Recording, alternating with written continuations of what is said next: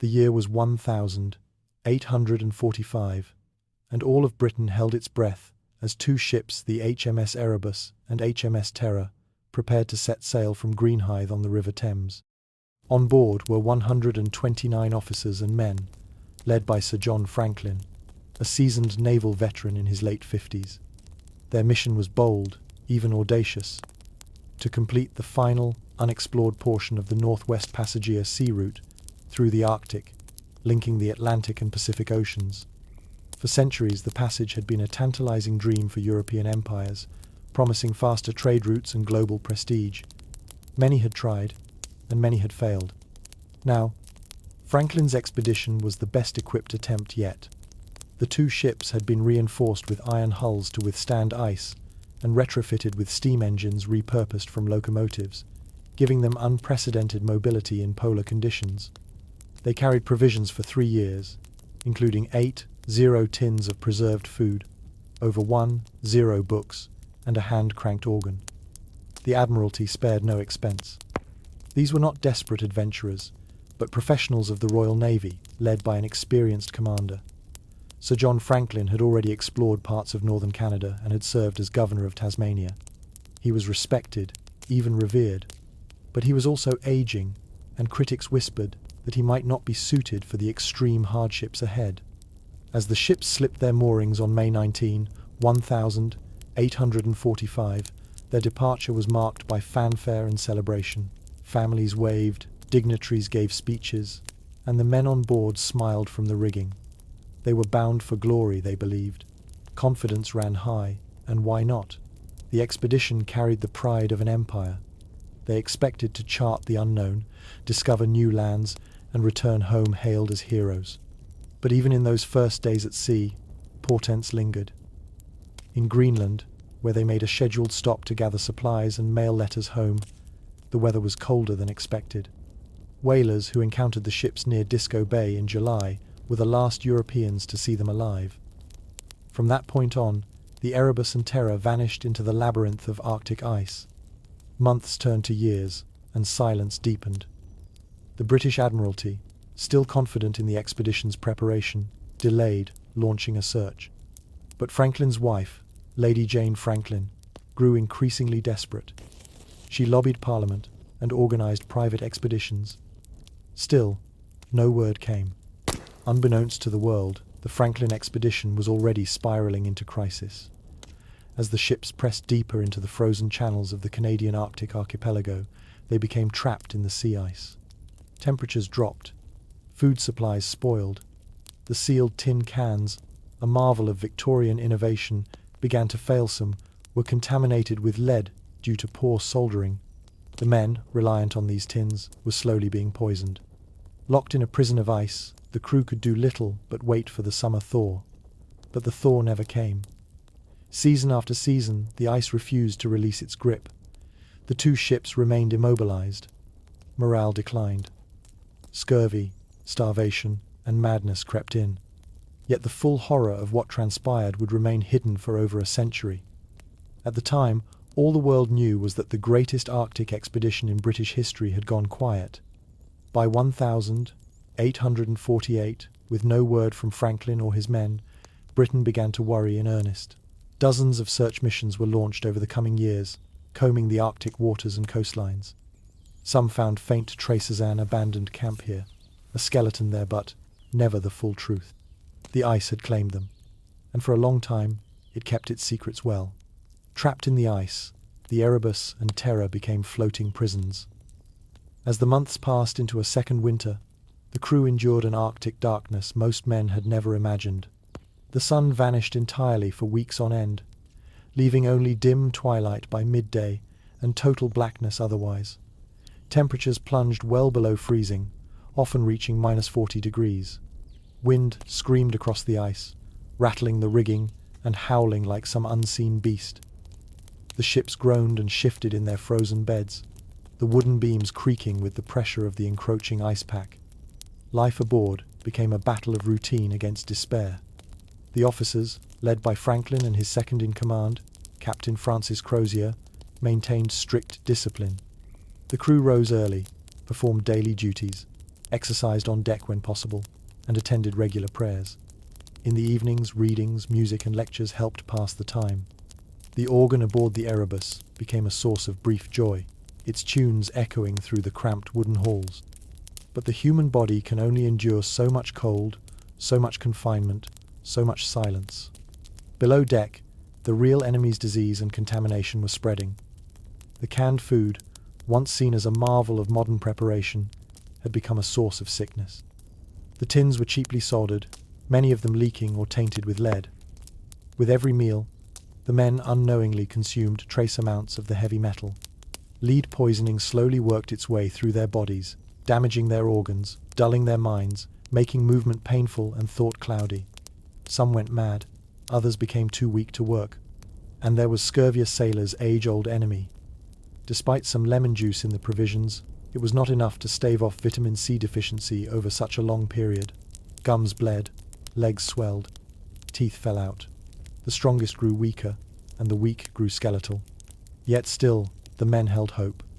They waited for the ice to break. Every spring brought a promise. That the sun would return, that the ice would retreat, that they would move forward again. But the promise was broken each time.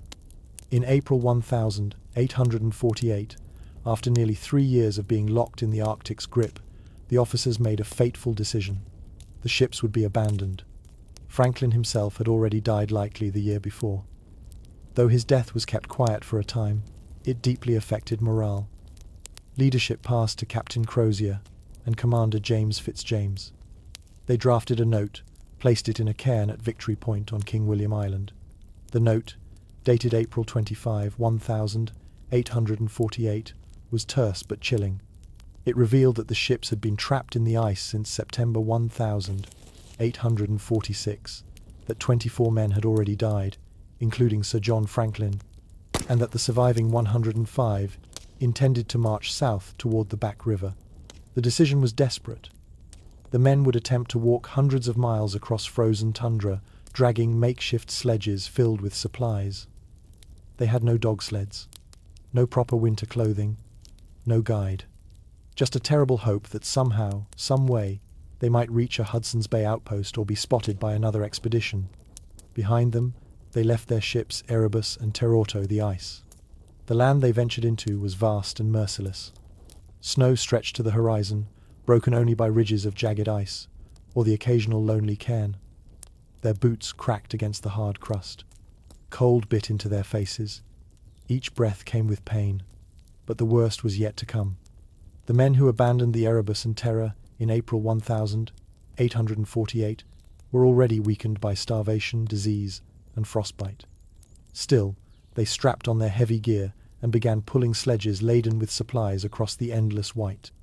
Their goal was the Back River, hundreds of miles away, where they hoped to reach a fur trading outpost. But this land was no place for rescue. It was wilderness bleak, featureless, and punishing. The sledges were enormous, some weighing more than 600 pounds, piled with silverware, books, medicine, and even china. The men believed they might need such things when they were saved, or, perhaps, clung to these tokens of civilization as a buffer against the creeping madness of the ice. But every ounce added to the drag. Each mile was harder than the last. Frost formed in their beards, their boots froze stiff, men collapsed mid-step and were left behind. They were not alone on the land. The Inuit people of the region, masters of Arctic survival, watched from a distance. Stories would later emerge from Inuit oral history stories of white men dragging boats across land, of camps with men dying slowly, of bodies scattered and bones cracked open. But in 1848, no one from the outside world would know.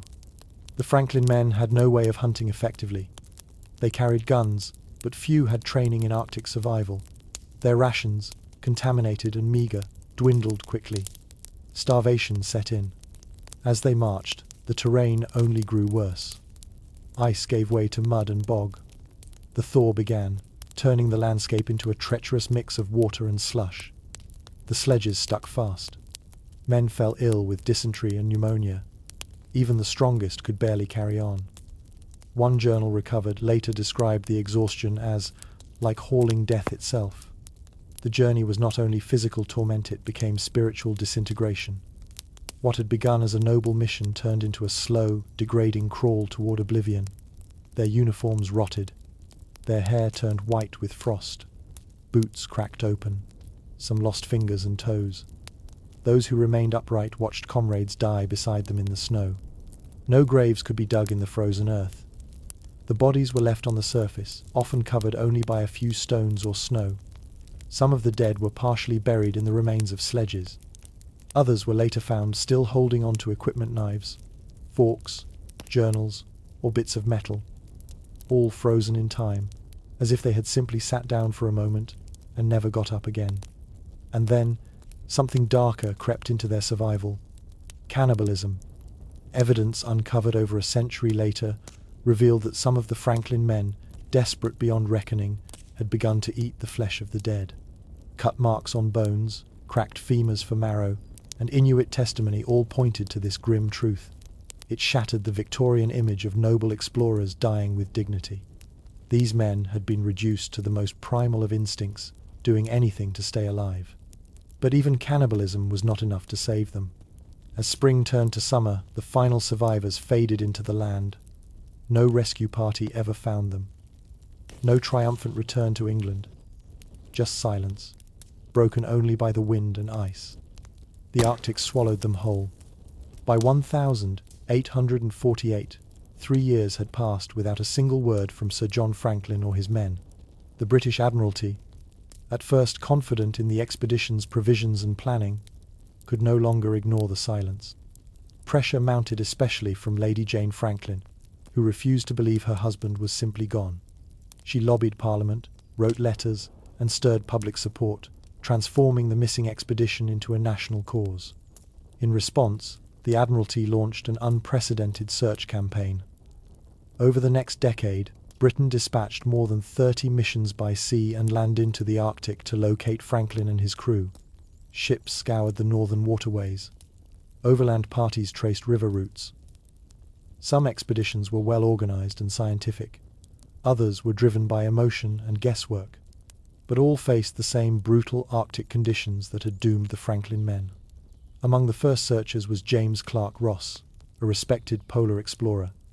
In 1848, he led an expedition to explore the coasts of Lancaster Sound and Barrow Strait regions the Erebus and Terror had intended to pass through. He found nothing but unbroken ice and hostile weather. Others followed, including Sir John Richardson and Dr. John Rae, both of whom had worked with Franklin in earlier years. Rae, in particular, would play a crucial role. In 1854, while traveling with Inuit guides, Rae encountered native people who spoke of a group of white men who had perished near the mouth of the Back River. The Inuit described men dragging sledges, starving, and eventually dying in small groups. Some had resorted to eating the dead. They also showed Rae object silverware, buttons, and a medal belonging to Franklin's officers. It was the first real evidence of the expedition's fate. When Rae returned to Britain with this report, it caused shock and disbelief. Cannibalism? Could British naval officers, representatives of empire and civilization, have sunk to such a state? The public reaction was furious, directed not at Rae, but at the very idea. Charles Dickens himself leapt to defend the honor of Franklin's men, publishing essays that dismissed Inuit testimony and insisted that no English gentleman would ever commit such acts, even in death. Lady Franklin, still desperate to preserve her husband's legacy, refused to accept Rae's account.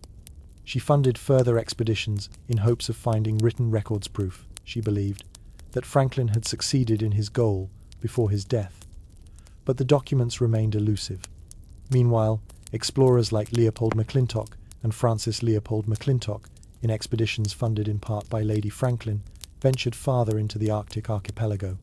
In 1859, McClintock's party finally found the Victory Point Note, the brief message left by Crozier and Fitzjames in 1848. It confirmed Franklin's death and the abandonment of the ships. Along with the note were skeletons, clothing, and relics of the expedition. One skeleton was even found still lying in a boat, surrounded by boots, books, and loaded rifles. The truth was becoming harder to ignore. Still, despite these discoveries, the complete picture remained blurry. The fate of the ships themselves was unknown. The final days of the survivors were still a mystery. The ice had not given up all its secrets, but something had changed. The myth of the unbreakable explorer was fading. In its place grew a new, more somber truth, that even the best men, with the finest equipment and noble intentions, could be undone by nature and by the small, fatal flaws in their preparations. The Franklin expedition had not just been lost. It had been consumed, slowly, mercilessly, by the Arctic. When Francis Leopold McClintock returned to Britain in 1859, he carried with him not only the Victory Point note, but also heartbreaking artifacts, a silver fork engraved with initials, buttons bearing naval insignia, books inscribed with names, and human bones.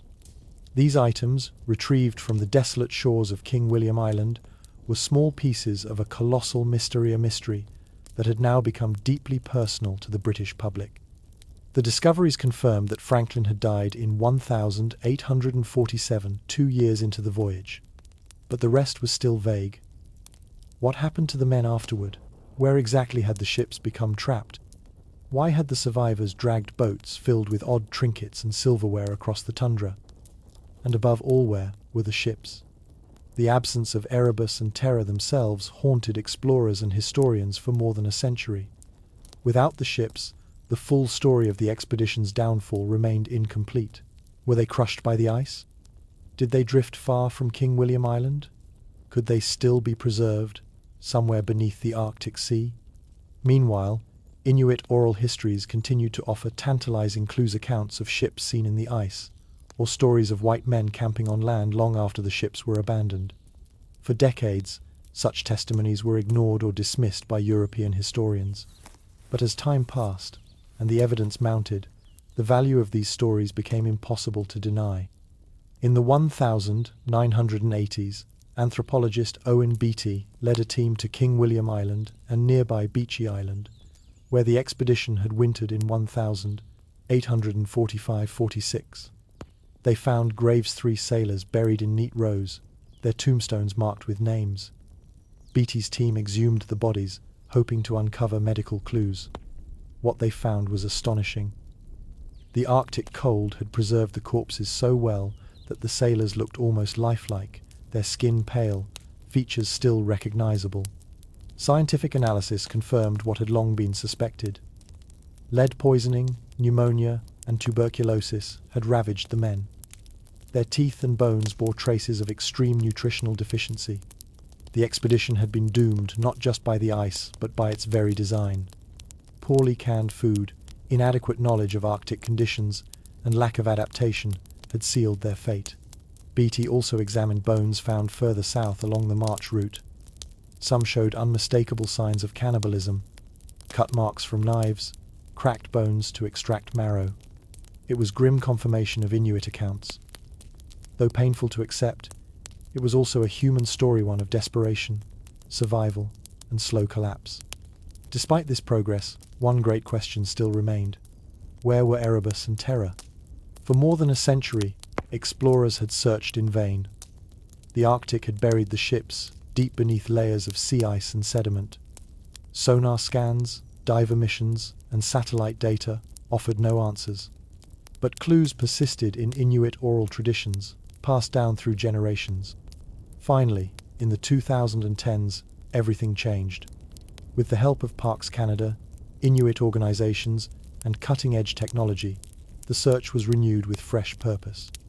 In 2014, after years of narrowing the target area, searchers located the wreck of HMS Erebus in the shallow waters of Queen Maud Gulfer from where most had looked.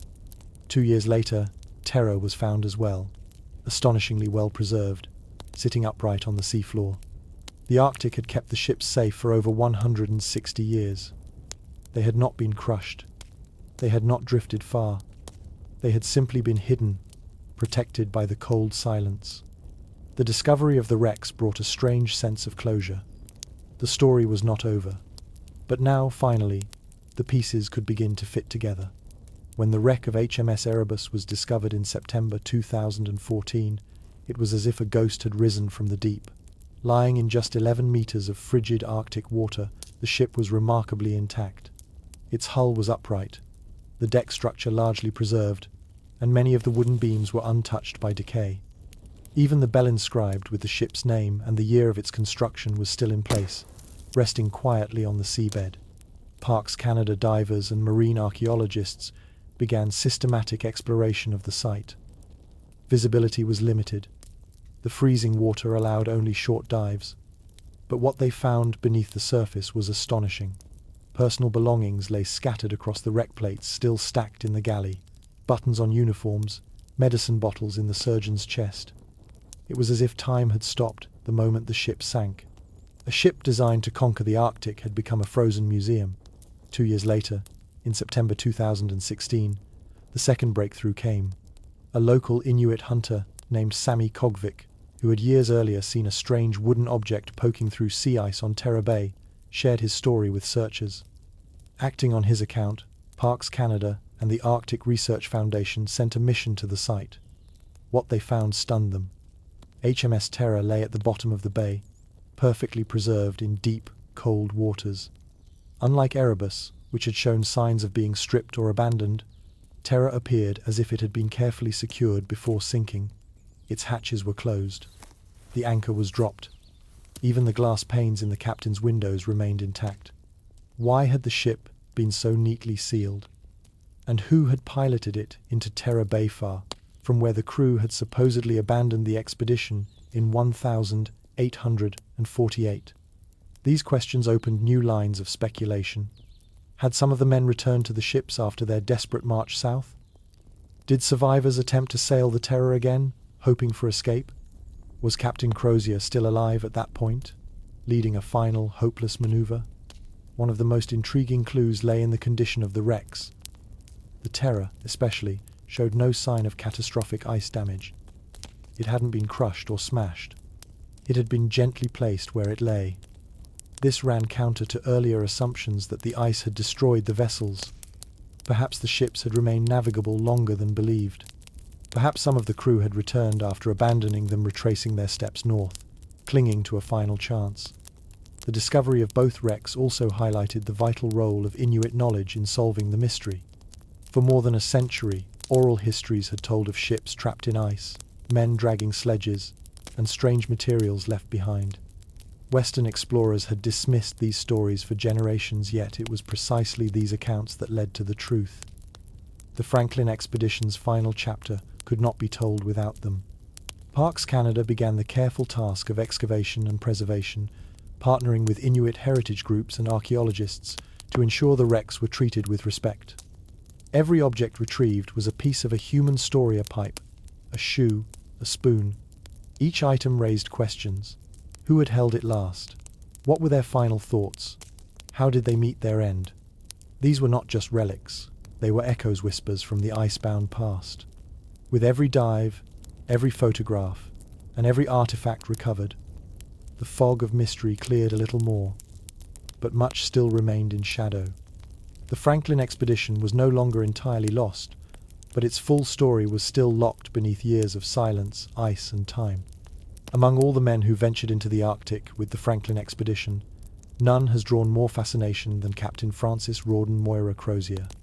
An Irishman and veteran of multiple polar voyages, Crozier served as second in command under Franklin and took charge after Franklin's death in June 1847.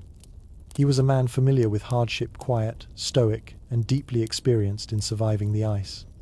After assuming command, Crozier and his fellow officers faced an impossible choice. With the ships frozen in and supplies dwindling, they could either wait for a thaw that might never come or strike out overland in search of salvation. In April 1848, they chose the latter. But there are signs both in the condition of the wrecks and Inuit testimony that Crozier may have tried something bold after the initial march began, a return to the ships. According to Inuit oral accounts recorded in the 19th and 20th centuries, white men were seen near the ships long after the supposed abandonment.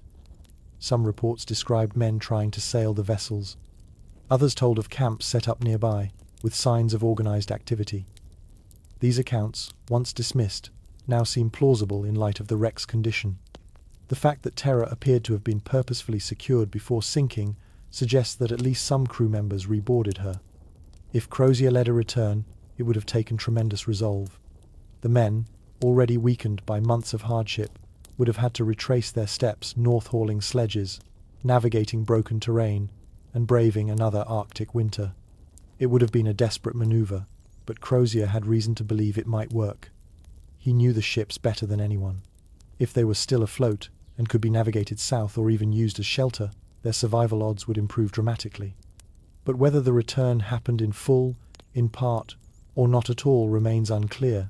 No written records from the expedition after April 1848 have ever been found. No journals, no letters, no captain's log, just silence.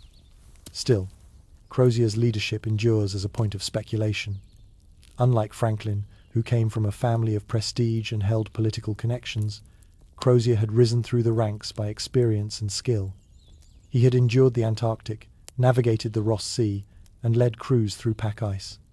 If anyone had the knowledge to keep men alive in the Arctic, it was him.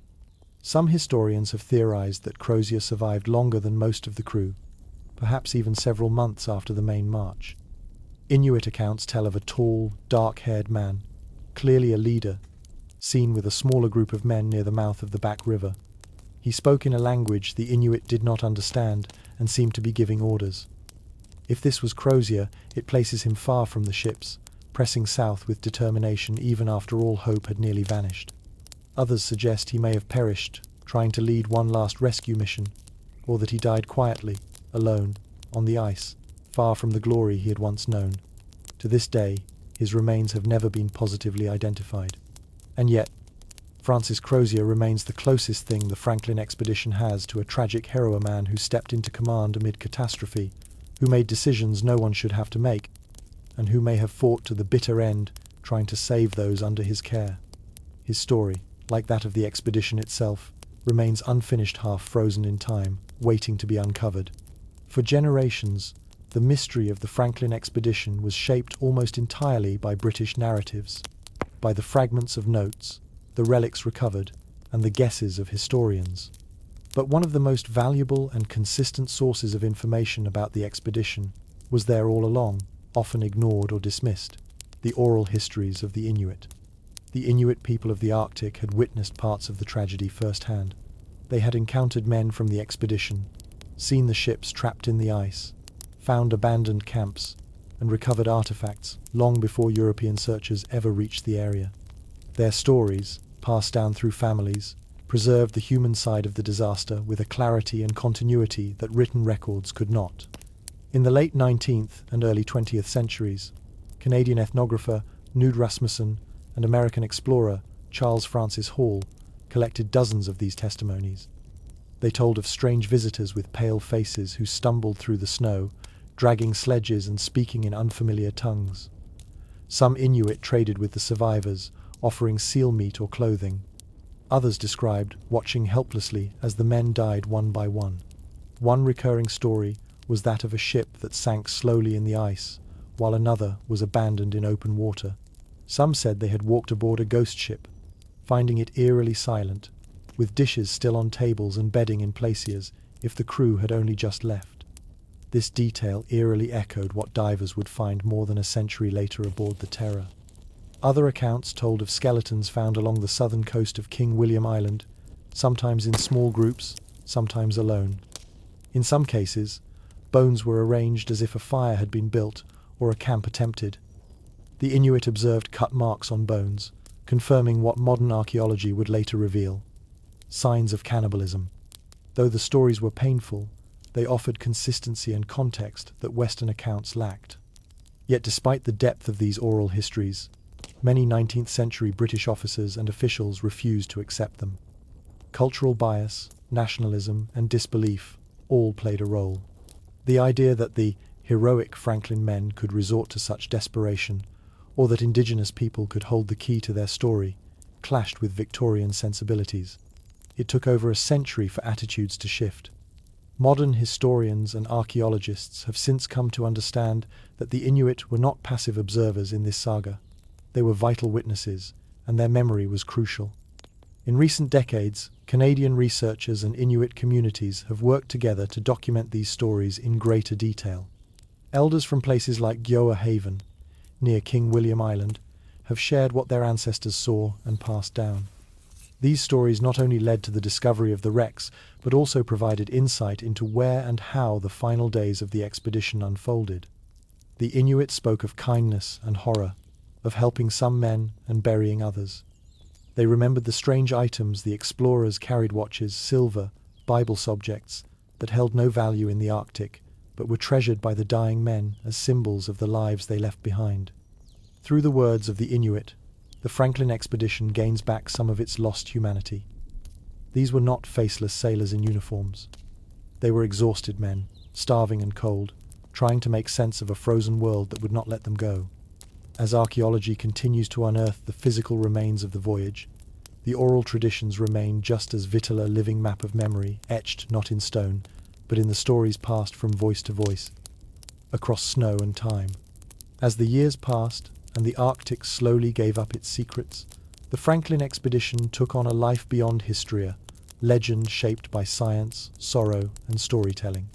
The men who had set sail with ambition and pride became symbols of tragedy, their fates studied by scholars, mourned by descendants, and reimagined by artists and writers.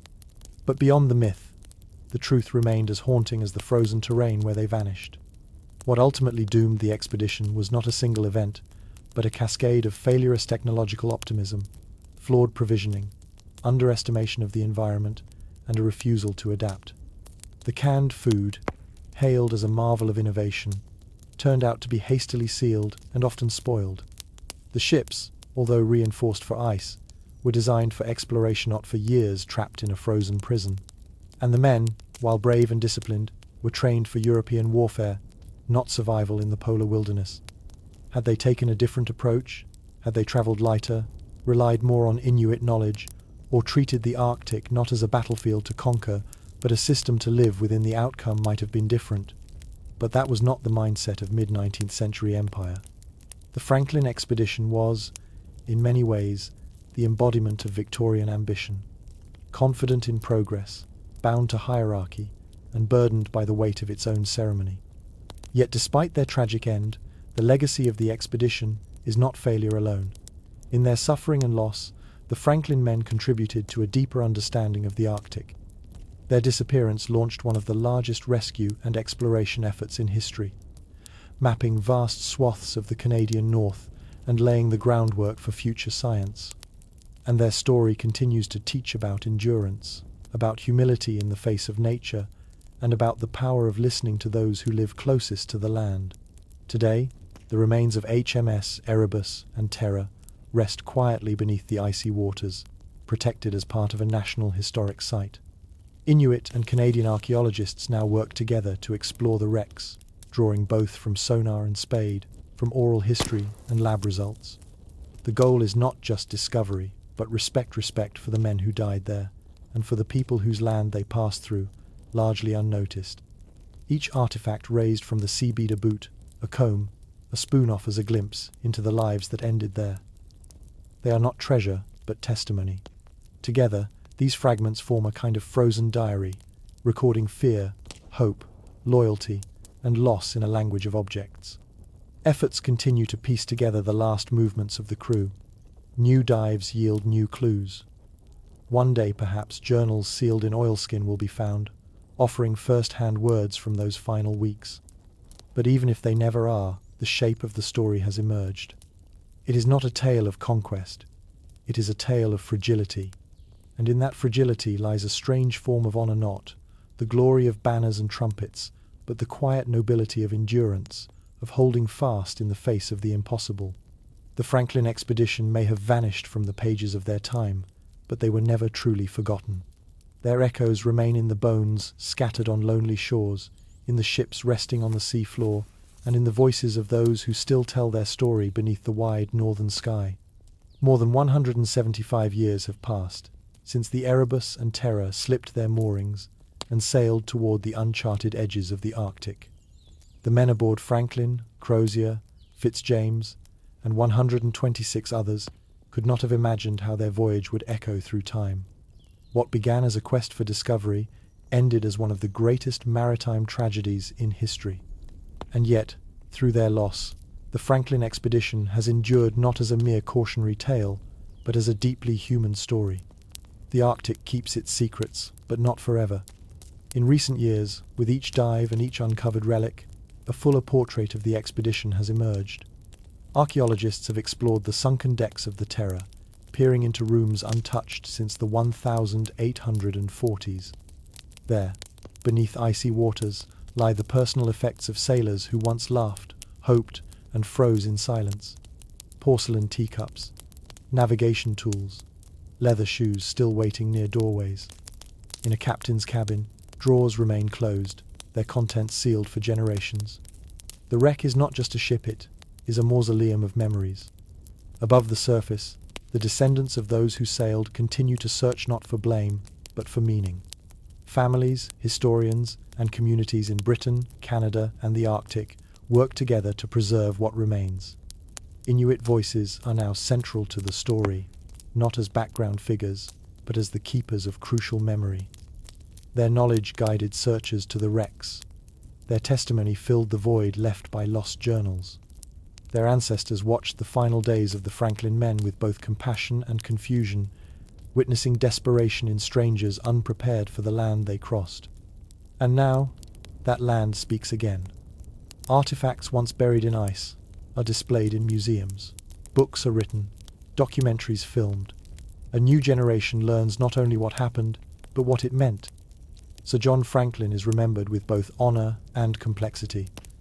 A man of ambition and faith, he believed in the mission and the glory of empire. But he was also bound by the limits of his time, a man caught between knowledge and assumption. He died before seeing his mission collapse, still believing perhaps that help or success was just beyond the next ridge of ice. Captain Crozier, though never found, has emerged as a figure of deeper intrigue and resilience. His decisions, forged under impossible pressure, shaped the final chapters of the expedition. Some wonder if his remains lie deep in a snow-covered grave. Others believe he may have lived longer than anyone suspected, vanishing into the wilderness with the last flickers of hope.